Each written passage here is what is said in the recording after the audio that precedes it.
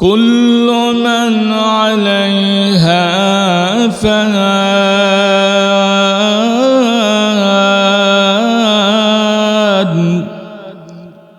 ويبقى وجه ربك ذو الجلال والإكرام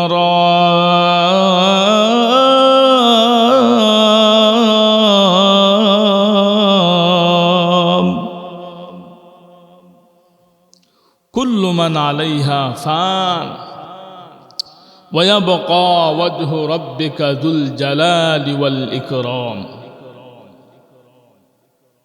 محترم হাজিরিন এই तमाम পৃথিবীর মধ্যে যা কিছু আছে तमाम পৃথিবীর মধ্যে আকাশ যা আছে এই জমিন যা আছে পাহাড় পর্বত নদী নালা সাগর যা কিছু আছে একদিন সবগুলো নষ্ট হয়ে যাবে একদিন সবগুলো চুরমার হয়ে যাবে ফানা ফানা হয়ে যাবে একমাত্র ঠিক থাকবেন স্থির থাকবেন মহান আল্লাহ সেজন্য এই तमाम পৃথিবী একদিন থাকবে না আমরাও থাকবো না কিন্তু ক্ষণিকের সময় অল্প কিছু সময়ের হায়াতের জিন্দেগি পাওয়ার পরে আমাদের বাহাদুরি আমরা এমনভাবে চলি আমরা এমনভাবে পড়ি আমরা এমনভাবে পৃথিবীর মধ্যে চলাফেরা করি মনে হয় এই পৃথিবীতে আমরা আর পৃথিবী থেকে যাব না এই পৃথিবীর মধ্যে সব সময় থাকবো কিন্তু পৃথিবীর জায়গা নয় এই পৃথিবী থেকে আমাদেরকে একদিন চলে যেতে হবে तमाम পৃথিবীর মধ্যে আমি যদি কোটি কোটি টাকার মালিক হই লক্ষ লক্ষ টাকার মালিক হই লক্ষ লক্ষ জমির মালিক হই লক্ষ লক্ষ গাড়ির মালিক হই যা কিছু হয় না কেন সব কিছু হওয়ার পরে এই সবগুলো দুনিয়ার মধ্যে রেখে দিয়ে আপনি আমাকে একদিন চলে যেতে হবে মাত্র সাদা কাপড় নিয়ে কবর জগতে যেই কবরে যাব এই কবরের মধ্যে এমন একটি কবর সাপ বিচ্ছুর ঘর পোকামাকড়ের ঘর সেই ঘরের মধ্যে অন্ধকার আলো নাই লাইট নাই বাতি নাই কোনো কিছুই নাই একমাত্র অন্ধকার আধার ঘর এই ঘরের মধ্যে দিয়ে যাব এই ঘরের মধ্যে আপনি আমি খেয়ে নিয়ে যাব মুহতারাম হাজিরিন যদি সুন্দরভাবে নেক আমল করে সুন্দরভাবে দুনিয়ার মধ্যে চলে যেতে পারি তাহলে এই কবরের মধ্যে আপনি আমার জন্য আমলগুলো লাইট হয়ে যাবে বাতি হয়ে যাবে বারবার এই পৃথিবী এই জগতের মধ্যে আমরা একদিন ছিলাম না আজ আমরা আছি আরেকদিন আমরা থাকব না এই পৃথিবীর মধ্যে আমরা চিরস্থায়ী নয় অস্থায়ী আমাদের কোনো ভ্যালু নাই আমরা হলাম ওয়ান টাইম কোন সময় কার মৃত্যু এসে যাবে কোন সময় কার হায়াতের জিন্দেগি হয়ে যাবে কেউ বলতে পারে না মহান আল্লাহ রব্বুল আলামিন বলে দিয়েছেন সুম্মা ইউমীতুকুম সুম্মা ইউহয়ীকুম সুম্মা ইলাইহি তুরজাউন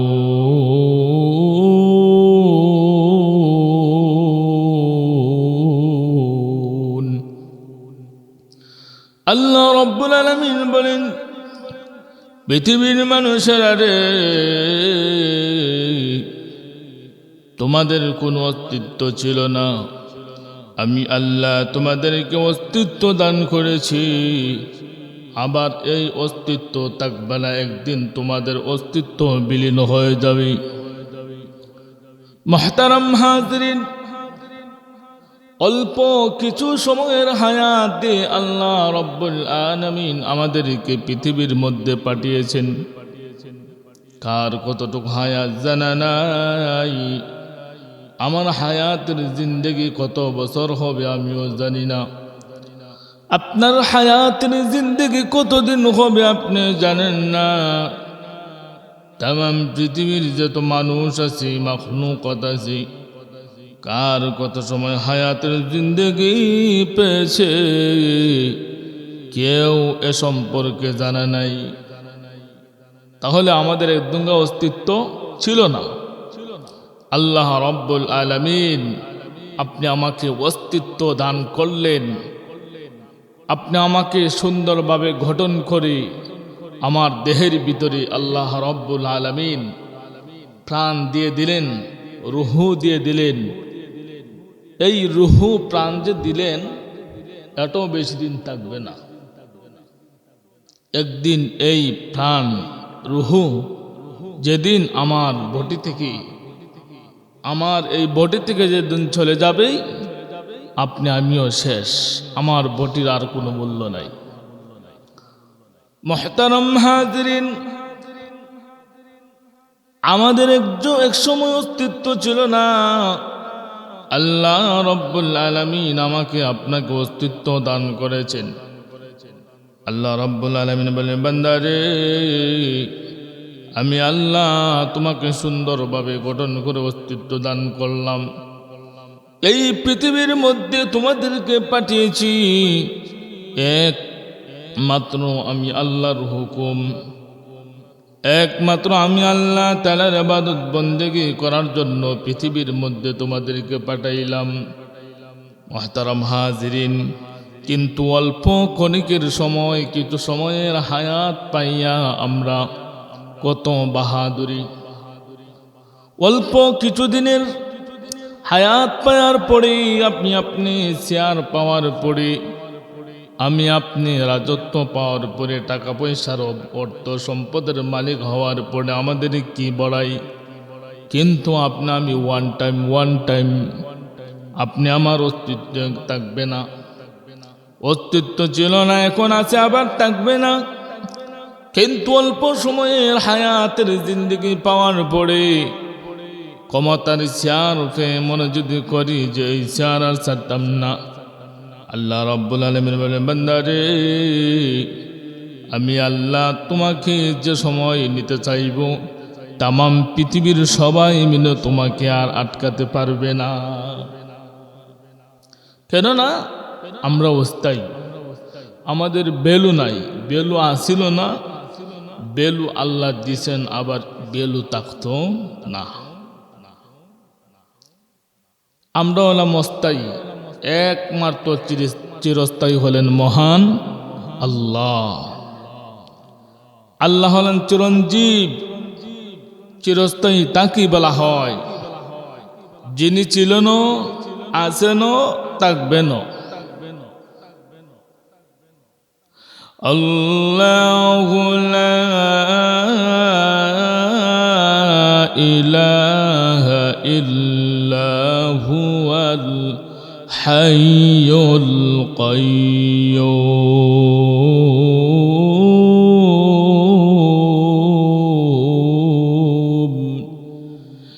লা তাখুযুহু সিনাতুন ওয়ালা নাওম।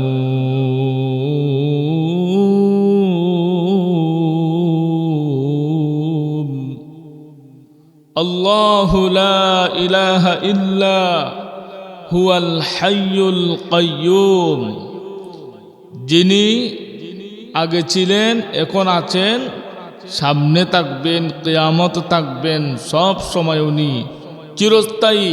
উনার কোনো মৃত নাই, উনার কোনো শেষ নাই। উনি হলেন চিরস্থায়ী, উনি হলেন চির অমর। আগেও ছিলেন, এখনো আছেন, সামনেও থাকবেন, সব সময় উনি দায়েম কায়েম আছেন। আমাদের গুম আছে, উনার কোনো গুম নাই। লা তাখুযুহু সিনাতুন ওয়ালা নাওম।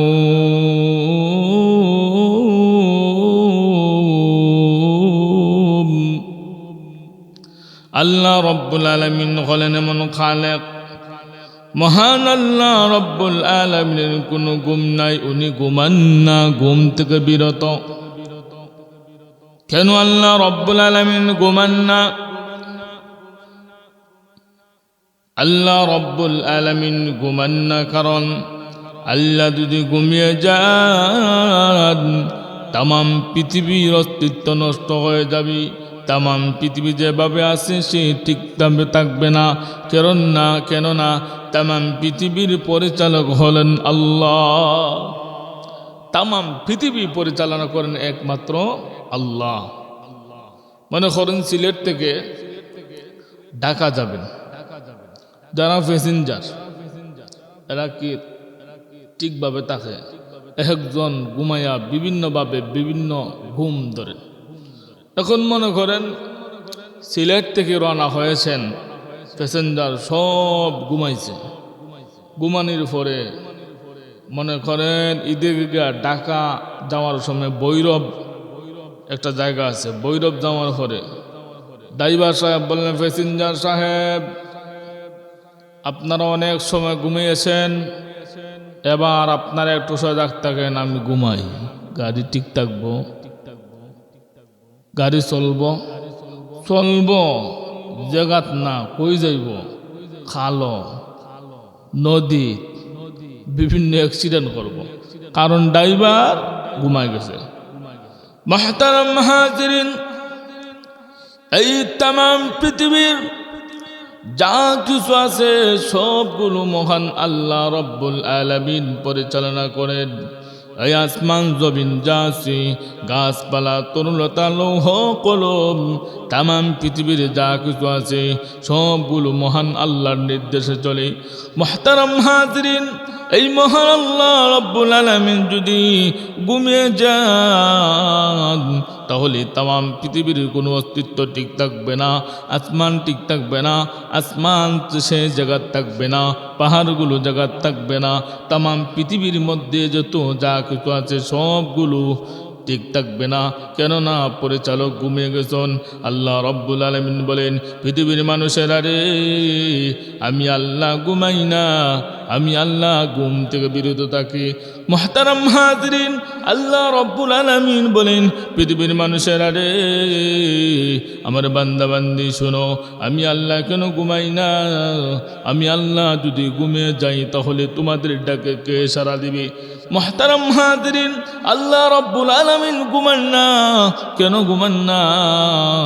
কোন সময় কোন বান্দা কোন বান্দি বিপদের সম্মুখীন হয়ে যাবে, বিপদের সম্মুখীন হয়ে যাবে, বিপদের সম্মুখীন হয়ে আল্লাহ রব্বুল আলামিন ডাক দেওয়া বলবে, প্রভু গো, বিপদে পড়ে গেছি, আপনার সাহায্যের প্রয়োজন। ওগো প্রভু, ওগো মালিক, আমি বিপদে পড়ে গেছি, আমাকে বাঁচান, আমাকে সাহায্য করেন।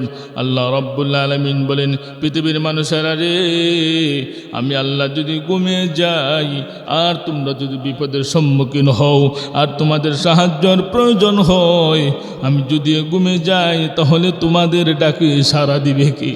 তোমাদের ডাকে সাড়া দেওয়ার জন্য তোমাদের দয়া মায়ায় আমি আল্লাহ এক মুহূর্তের জন্য ঘুমাই না। সুবহানাল্লাহ। মুহতারাম হাজিরিন, তাহলে মহান আল্লাহ রব্বুল আলামিন আমাদেরকে আপনাদেরকে কত ভালোবাসেন, মহব্বত করেন। এই তামাম পৃথিবীর যা কিছু আছে সব একমাত্র আল্লাহ রব্বুল আলামিনের নির্দেশে চলে। এই তামাম পৃথিবী একদিন থাকবে না, এই তামাম পৃথিবী একদিন ভেঙ্গে কান চুরমার হয়ে যাবে, একমাত্র থাকবে মহান আল্লাহ। কুল্লু মান আলাইহা ফান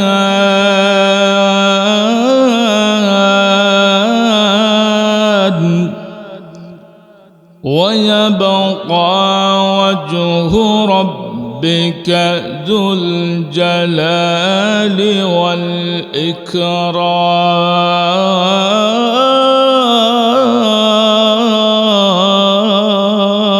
والإكرام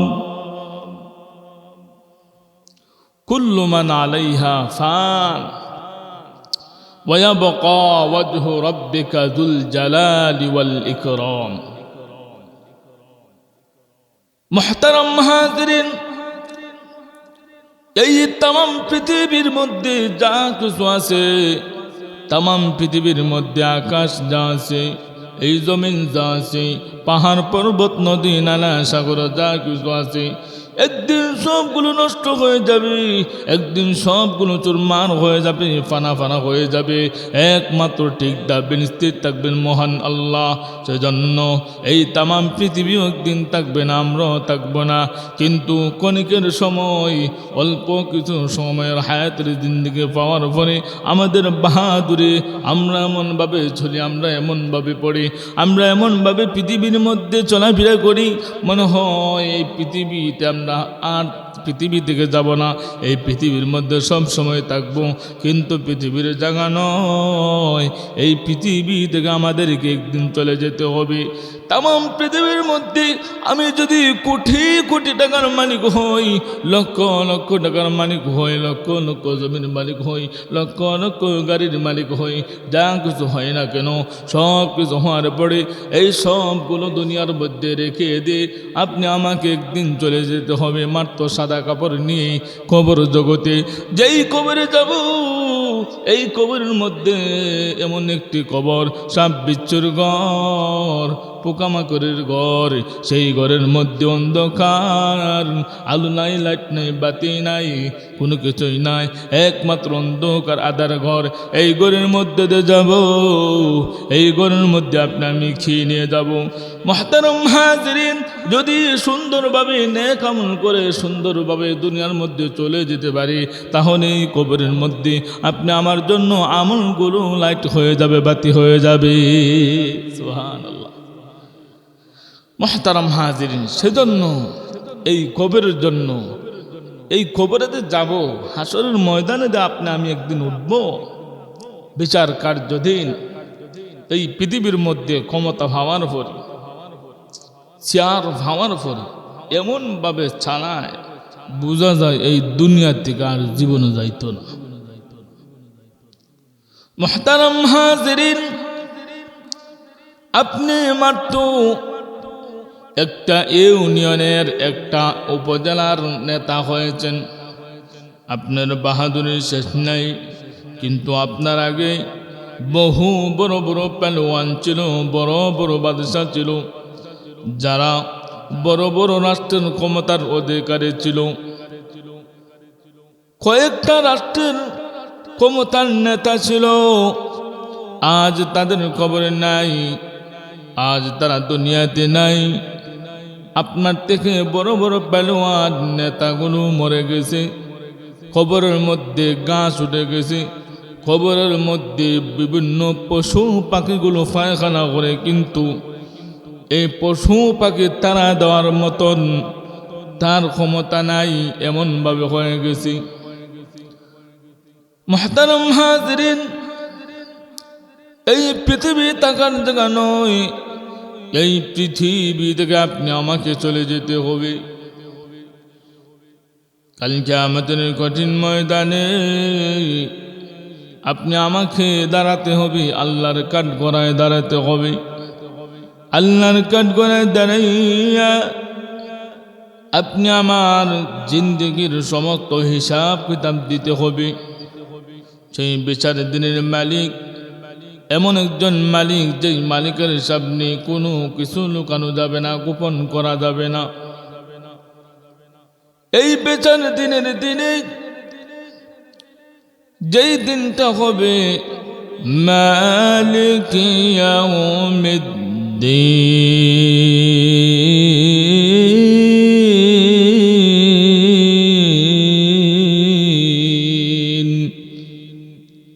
এই বিচারের দিনের একমাত্র মহান আল্লাহ হবেন বিচারক। আল্লাহ রাব্বুল আলামিন হুঙ্কার দিয়ে বলবেন, লিমানিল মুলকুল ইয়াউম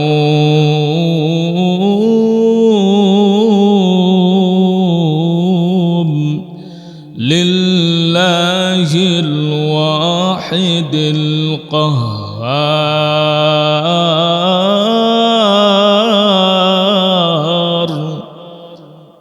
আল্লাহ রাব্বুল আলামিন এই বিচারের দিনে হাসরের ময়দানে হুঙ্কার দিয়ে বলবেন, আজকে খেয়ে আসো, কোন পালোয়ান আসো, আসো আমার সামনে।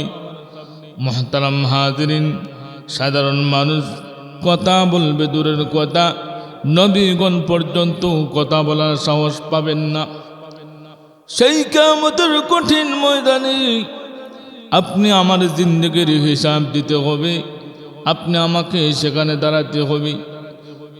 এই পৃথিবীর মধ্যে আপনি যদি আদালতে যান, ঘুষ দিয়ে আপনি চারা পেয়ে যান। আপনি যদি উপজেলার মধ্যে বিচার কার্য হয়, আপনি যদি চেয়ারম্যানকে যদি ঘুষ দেন, ঘুষের মাধ্যমে আপনি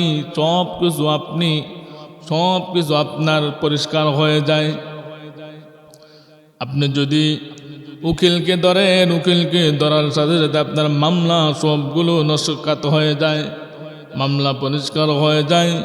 কিন্তু কাল কিয়ামতের কঠিন ময়দানে এমন একটি জায়গার মধ্যে আপনি যাবেন, এই হাসরের ময়দানে কোনো ঘুষ চলবে না, কোনো উকিল চলবে না। আল্লাহ রব্বুল আলামিন বলবেন, লিমানিল মুলকুল ইয়াউম লিল্লাহিল ওয়াহিদিল কাহ্হার।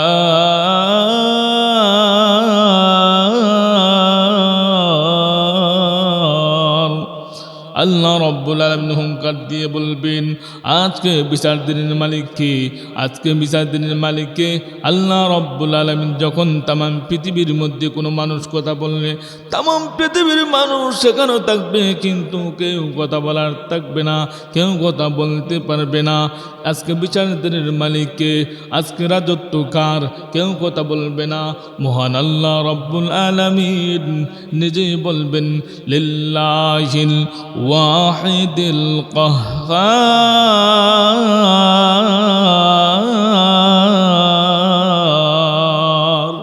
আল্লাহ রব্বুল আলামিন বলবেন, আজকের বিচার দিনের মালিক, আজকের রাজত্বর মালিক, আজকের রাজত্ব চলবে একমাত্র আমি আল্লাহর।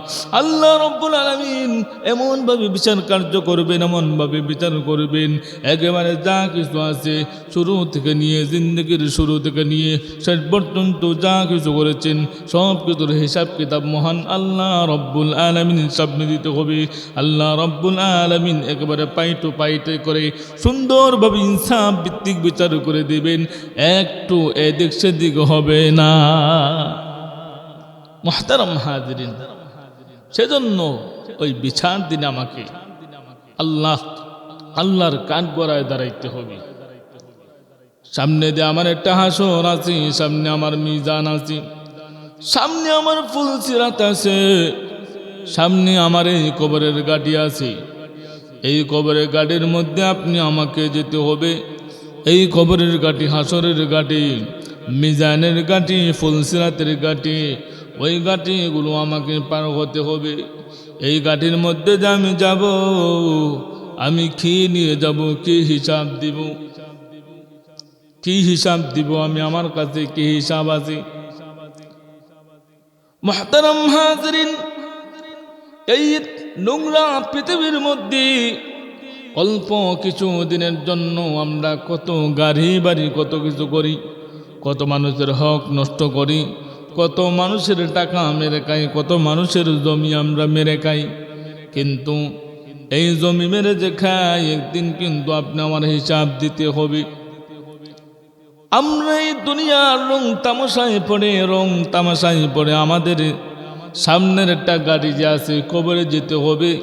এই কবরের কথা আমরা ভুলে গেছি, এই কবরের কথা আমরা ভুলে গেছি। আমার সামনেতে হাসর আছে, ওই হাসরের কথা ভুলে গেছি। আমার সামনেতে মিজান আছে, ওই মিজানের কথা আমি ভুলে গেছি। আমার সামনে যে ফুলসিরাত আছে, ফুলসিরাতের কথা ভুলে গেছি।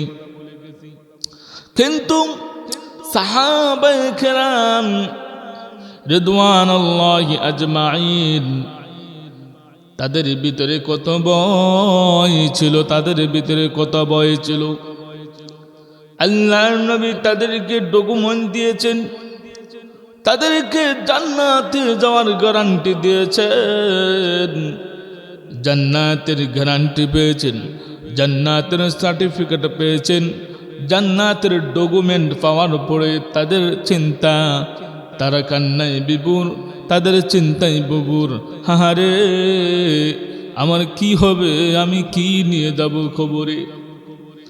মুহতারাম হাজিরিন, আল্লাহর নবী সাহাবী যাদেরকে আশারায়ে মুবাশশারা বলা হয়, এই সাহাবীদের মধ্যে আল্লাহর নবীর সাহাবী হযরত আবু বকর রাদিয়াল্লাহু তাআলা আনহু উম্মতের মধ্যে সবচাইতে বড় সাহাবী, দামি সাহাবী। এই আবু বকর, হযরত আবু বকর রাদিয়াল্লাহু তাআলা আনহু, ওনার ভিতরে কবরের কেমন ভয় কিতাবের মধ্যে উল্লেখ করা হয়েছে। হযরত আবু বকর রাদিয়াল্লাহু তাআলা আনহু গাছের পাতাকে ধরতেন, গাছের পাতাকে ধরে বলতেন, ওরে গাছের পাতা, তুমি না কতই ভাগ্যবান, তুমি কতই ভাগ্যবান, তোমার কোনো কবর নাই, তোমার কোনো হাসর নাই, তোমার মিজান নাই, তোমার ফুলসিরাত নাই, তোমাকে মহান আল্লাহর দরবারে দাঁড়াতে হবে না, তোমার জিন্দেগির কোনো হিসাব দিতে হবে না। পাতারে, আমি আবু বকর যদি না হইয়া আমি যদি গাছের পাতা হতাম কতই ভালো ছিল। নিজেকে নিজে কত ছোট মনে করতেন, এই ছোট মনে করতেন আর জোর জোর করে ঝর্ণার মতন চোখ দিয়ে পানি ফেলতেন, চোখ দিয়ে পানি ফেলতেন। হযরতে আবু বকর বিভিন্ন সময় জঙ্গলায় যাইয়া গরুদেরকে ধরে ধরে বলতেন, ওরে গরু, আমি মানুষ না হইয়া যদি তোমার মতো হইতাম। ছাগলকে জড়াইয়া ধরে বলতেন, ওরে ছাগল, আমি মানুষ না হইয়া যদি তোমার মতো হইতাম। আমি আবু বকর যদি কবরের মধ্যে যদি হিসাব না দিতে পারি, তাহলে আমার চাইতেই আমার থেকে তুমিই দামি। মুহতারাম হাজরিন, হযরত আবু বকর সিদ্দিক রাদিয়াল্লাহু তাআলা আনহু কেমন সম্মানী সাহাবী। আল্লাহর নবী বলেন, জান্নাতের মধ্যে যখন আমি যাব, আমি জান্নাতের মধ্যে যে সাওয়ারির মধ্যে যে উটের মধ্যে আরোহণ করব, আমার ডান পাশে থাকবে আবু বকর, আমার বাম পাশে থাকবে হযরত ওমর, আর আমার সামনে আমার উটের লাগাম ধরবে আমার খালো বিলাল। সুবহানাল্লাহ। এত সম্মান যাদেরকে আশারায়ে মুবাশশারা বলা হয়, কিন্তু তাদের ভিতরে কবরের কেমন ভয়। আল্লাহর নবী তাদেরকে ডকুমেন্ট দিয়েছেন, সার্টিফিকেট দিয়েছেন, গ্যারান্টি দিয়েছেন, আমার আবু বকর জান্নাতি, আমার ওমর জান্নাতি, আমার উসমান জান্নাতি, আমার আলী জান্নাতি। এরকম করে তাদেরকে ডকুমেন্ট দেওয়ার পরেও তাদের ভিতরে খবরের ভয়, হাসরের ভয়, কিয়ামতের কঠিন ময়দানের ভয়। আহারে, আমার কি অবস্থা হবে, আমি কবরে যাই আমি কিভাবে থাকবো, হাসরের ময়দানে আল্লাহর কাছে আমি কি জবাব দিব। এরকম করে সাহাবী কান্নাকাটি করতেন, কবরের চিন্তায় বিভোর হয়ে যেতেন। কবরের চিন্তায় শুধু চোখ দিয়ে পানি দিয়ে জর্জর করে চোখ দিয়ে পানি পড়তো। মুহতারাম হাজরিন, শুধু আবু বকর নয়, হযরত উসমান গনি রাদিয়াল্লাহু তাআলা আনহু যখন কবরে চাইতে যাইতেন, কবরের পার দিয়ে যখন যাইতেন, তখন সময় এমনভাবে কান্নাকাটি করতেন, চোখ দিয়ে এমনভাবে জোর করে পানি পড়ত, দাড়িগুলো পানি ভিজে যেত, চোখের পানি দাড়িগুলো ভিজে যেত। সাহাবীরা বলতো, ওরে উসমান, তুমি কখন এমনভাবে কান্না করো না, কিন্তু কবরের পার দিয়ে গেলে তুমি এরকম কান্নাকাটি করো। হযরত উসমান বলেন, সাহাবীরা রে, আল্লাহর নবী বলেছেন, এই কবরের প্রথম গাটি যার জন্য সহজ হয়ে যাবে, বাকি যত গাটি আছে সবগুলো আল্লাহ সহজ করে দিবেন। ওরে সাহাবী, সেজন্য আমি কান্না করি। এই কবর আমার প্রথম ঘাঁটি।